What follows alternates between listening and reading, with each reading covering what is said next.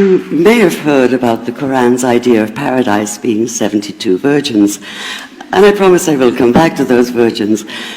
But in fact, here in the Northwest, we're living very close to the real Quranic idea of paradise, defined 36 times as gardens watered by running streams. Since I live in a houseboat on the running stream of Lake Union, this makes perfect sense to me. But the thing is, how come it's news to most people? I know many well-intentioned non-Muslims who've begun reading the Quran but given up, disconcerted by its otherness. The historian Thomas Carlyle considered Muhammad one of the world's greatest heroes, yet even he called the Quran as toilsome reading as I ever undertook, a wearisome, confused jumble. Part of the problem, I think, is that we imagine that the Quran can be read as we usually read a book, as though we can curl up with it on a rainy afternoon with a bowl of popcorn within reach, as though God, and the Quran is entirely in the voice of God speaking to Muhammad, were just another author on the bestseller list. Yet the fact that so few people do actually read the Quran is precisely why it's so easy to quote, that is, to misquote. Phrases and snippets taken out of context in what I call the highlighter version, which is the one favored by both Muslim fundamentalists and anti-Muslim Islamophobes. So this past spring, as I was gearing up to begin writing a biography of Muhammad, I realized I needed to read the Quran properly as I could, that is. My Arabic's reduced by now to wielding a dictionary, so I took 4 well-known translations and decided to read them side by side, verse by verse, along with a transliteration and the original 7th century Arabic. Now, I did have an advantage. My last book was about the story behind the Shia-Sunni split, and for that I'd worked closely with the earliest Islamic histories, so I knew the events to which the Quran constantly refers, its frame of reference. I knew enough, that is, to know that I'd be a tourist in the Quran, an informed one, an experienced one even, but still an outsider, an agnostic Jew reading someone else's holy book.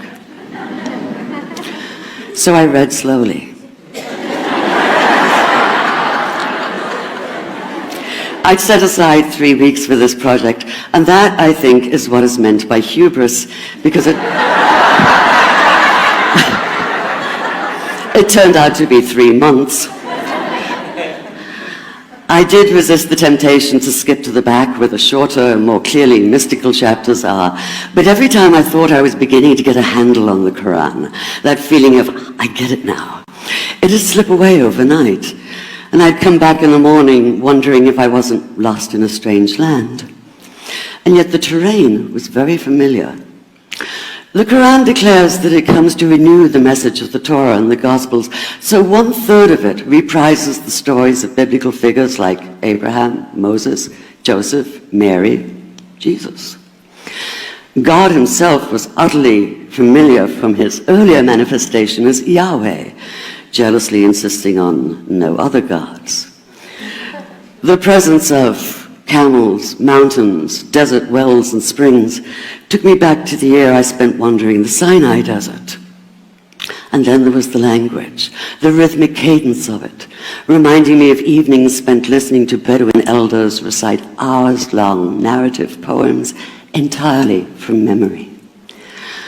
And I began to grasp why it's said that the Quran is really the Quran, only in Arabic.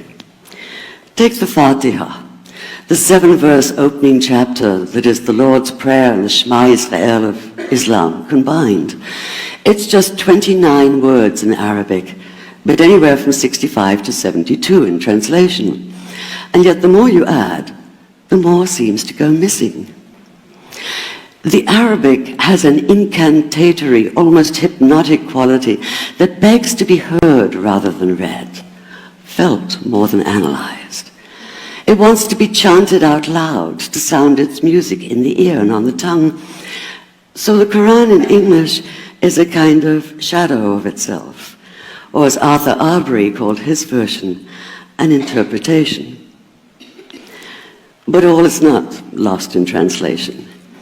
As the Quran promises, patience is rewarded, and there are many surprises. A degree of environmental awareness, for instance, and of humans as mere stewards of God's creation, unmatched in the Bible. And where the Bible is addressed exclusively to men, using the second and third person masculine, the Quran includes women, talking, for instance, of believing men and believing women, honorable men and honorable women. Or take the infamous verse about killing the unbelievers. Yes, it does say that, but in a very specific context. The anticipated conquest of the sanctuary city of Mecca, where fighting was usually forbidden. And the permission comes hedged about with qualifiers. Not you must kill unbelievers in Mecca, but you are allowed to, but only after a grace period is over. And only if there's no other pact in place. And only if they try to stop you getting to the Kaaba. And only if they attack you first. And even then, God is merciful, forgiveness is supreme, and so, essentially, better if you don't. This was perhaps the biggest surprise. How flexible the Quran is, at least in minds that are not fundamentally inflexible. Some of these verses are definite in meaning, it says, and others are ambiguous. The perverse at heart will seek out the ambiguities, trying to create discord by pinning down meanings of their own. Only God knows the true meaning. The phrase, God is subtle, appears again and again. And indeed, the whole of the Quran is far more subtle than most of us have been led to believe, as in, for instance, that little matter of virgins in paradise. Old-fashioned Orientalism comes into play here. The word used 4 times is huris, rendered as dark-eyed maidens with swelling breasts, or as fair, high-bosomed virgins. Yet all there is in the original Arabic is that one word, huris. Not a swelling breast or high bosom in sight. Now, this may be a way of saying pure beings, like in angels, or it may be like the Greek kos, or kore, an eternal youth. But the truth is, nobody really knows, and that's the point. Because the Quran is quite clear when it says that you will be a new creation in paradise, and that you will be recreated in a form unknown to you, which seems to me a far more appealing prospect than a virgin.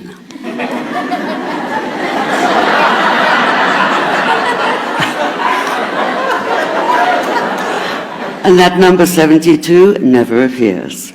There are no 72 virgins in the Quran. That idea only came into being 300 years later, and most Islamic scholars see it as the equivalent of people with wings sitting on clouds and strumming harps. Paradise is quite the opposite. It's not virginity, it's fecundity, it's plenty, it's gardens watered by running streams. Thank you.